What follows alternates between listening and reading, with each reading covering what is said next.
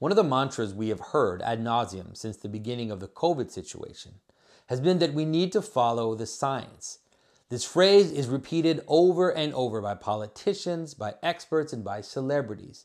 Let's end the politics and follow the science. This phrase must be expressed with a certain level of condescension, implying strongly that your ideological or political enemy is not following the science. And if they did follow the science, then they would naturally agree with your political position. Will people listen to scientists? We've heard certain political parties smugly even call themselves the party of science.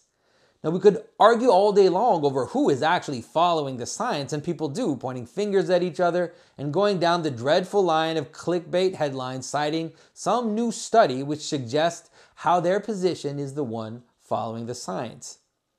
But to do that is already to miss the forest for the trees, because it is actually simply, and dare I say technically impossible, to simply follow the science.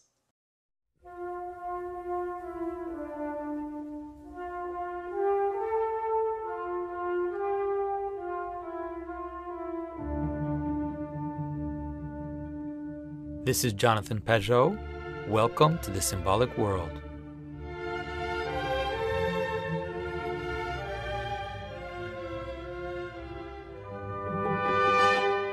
The question is far more important than just surrounding the current COVID situation. It's rather the sign of the general blind materialism which rules the common discourse. We're wowed by the scientific priestly caste. We only need to look at the type of reverence the media placed around Dr. Fauci in the United States. But like I said, despite our officials constantly repeating this mantra, it is impossible to just follow science, at least not at the outset.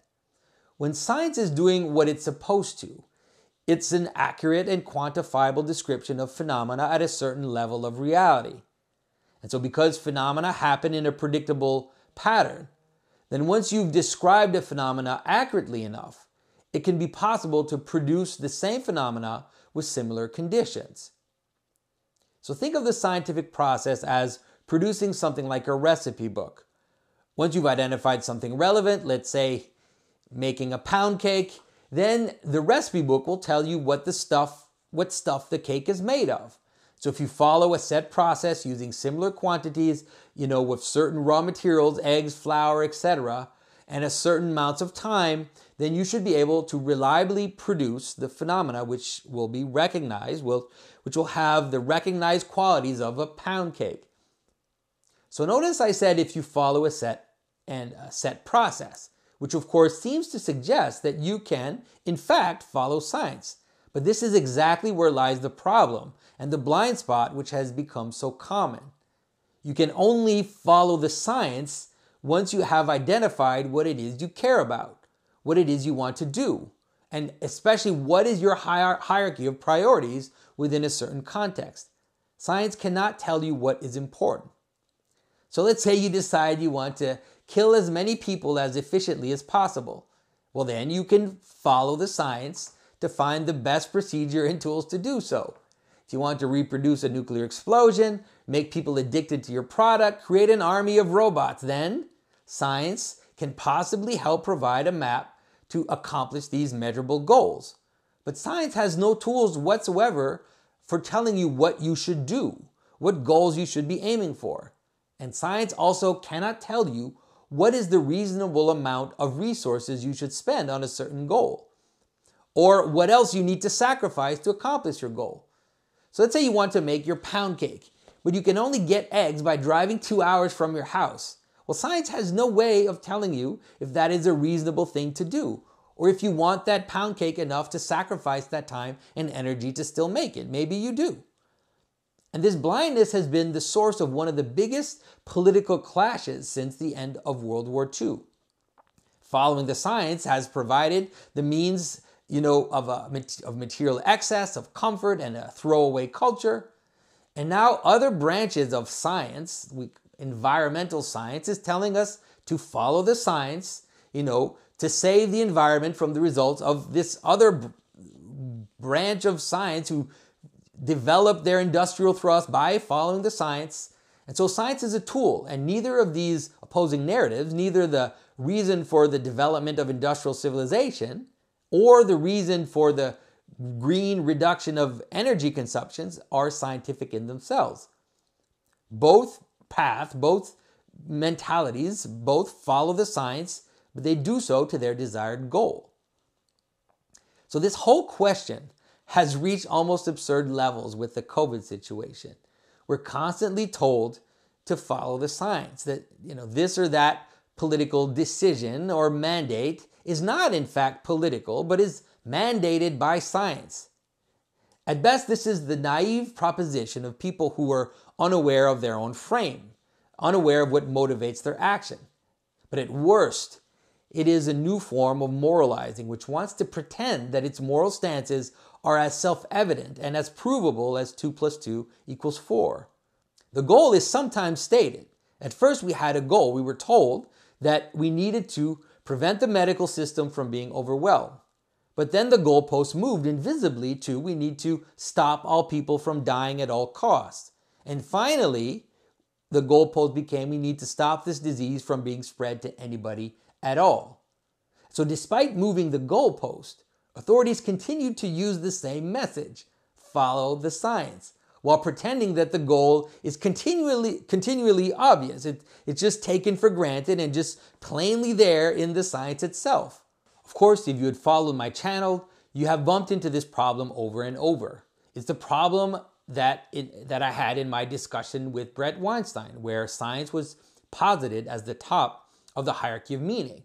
It's the blind spot in my discussion with rationality rules, where moral arguments were made as if their ultimate purpose were evident, while simultaneously being incapable of framing, of naming, or even seeing that purpose before invoking this or that example or this or that consequence. All of these conversations are, in a different way than we usually mean it, they are blinded by science, honestly thinking they're objective, though blind to their presuppositions.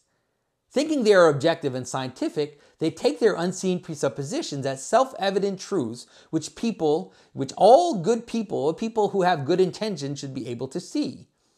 And so those of us who question this or that moral position can find ourselves in dangerous situations, because if one takes their point of view as self-evident, this inevitably means that those who do not share this perspective are doing so out of ill will or with purposeful and utilitarian denial of science.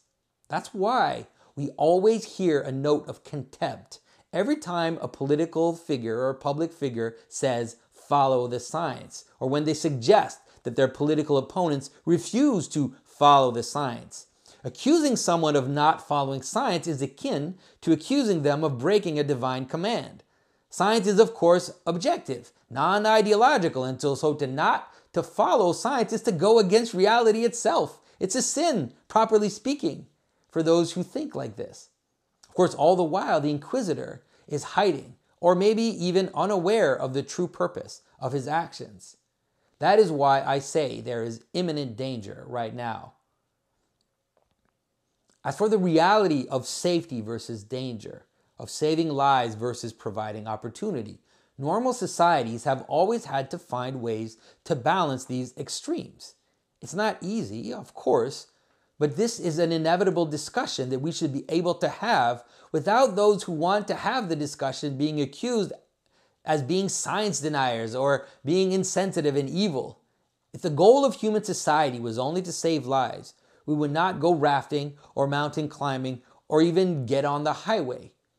We know that intuitively, but despite that, we're suddenly paralyzed by this strange illusion that safety in protecting our bodies is the only value that matters. Of course, it would be absurd to say that it does not matter. Of course it matters. We should care for the physical wellness of those around us. But it cannot be our only guiding value. Safety cannot be accomplished at the expense of every other value which constitute the human experience. Value like community, exchange, adventure, risk-taking, and especially worship. Every time you get into a car, you risk your life. At every moment you are in a car, you could die in a few seconds.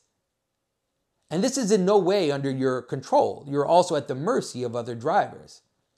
In the United States, for example, the rate of death per car is about 12.4 per 10,000.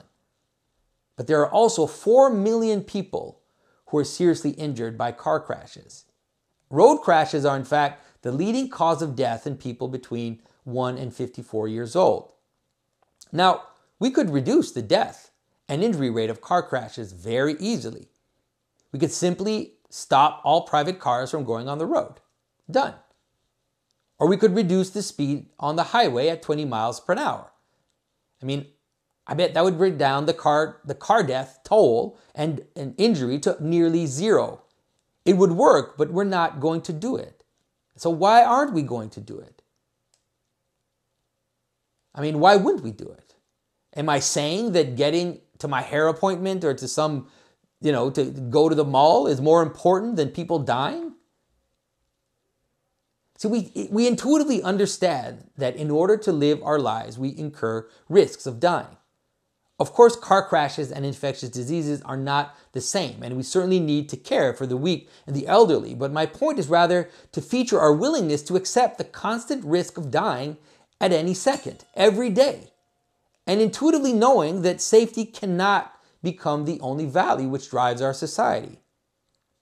And we must be very wary of those who refuse to even have the discussion, insisting that the very discussion is immoral because it doesn't follow the science. We have to be more aware of what a human being is and not let that go to the side in a society that is built only on one single value, a value of safety or security. A human person is more complex, has other values, other purposes, and some are actually more important than our safety. I hope you enjoyed this discussion on the symbolic world. As you might have noticed, I am in a new space. I am back in my home since the flood in 2019. But you can also notice that I am not yet set up. I'm really struggling to set up my office. The stores are all closed. We're on lockdown, and the stores are also out of everything. I can't even find a desk the right size for the office. And so I'm kind of floating around trying to get everything installed and trying to get everything right. But very soon, things will be better. You notice the camera is better. The sound will also be better. The lighting will be better. And so I'm really excited to see what 2021 is going to offer us in terms of insanity. And hopefully I'll be able to comment on it as best I can. And so I want to thank everybody for your support. As you know, everything I'm doing here is thanks to your support. And so if you're interested in supporting the podcast, these videos, go to thesymbolicworld.com/support. You'll find ways to support it there. You can also buy some of my designs, different designs that I've made on Teespring. And so thanks everybody, and I'll talk to you very soon.